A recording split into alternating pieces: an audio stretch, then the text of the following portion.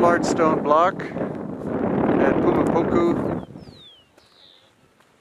beautifully carved with perfect 90-degree angles out of diorite, is located thousands of feet away from the other ones, which are way over beyond the hill.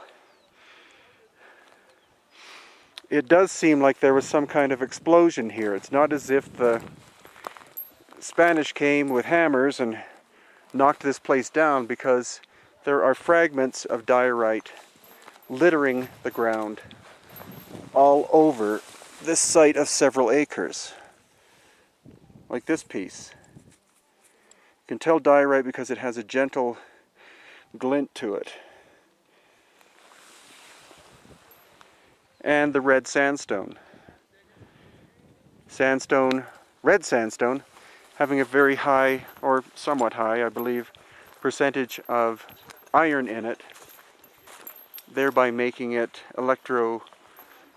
have electromagnetic properties to it.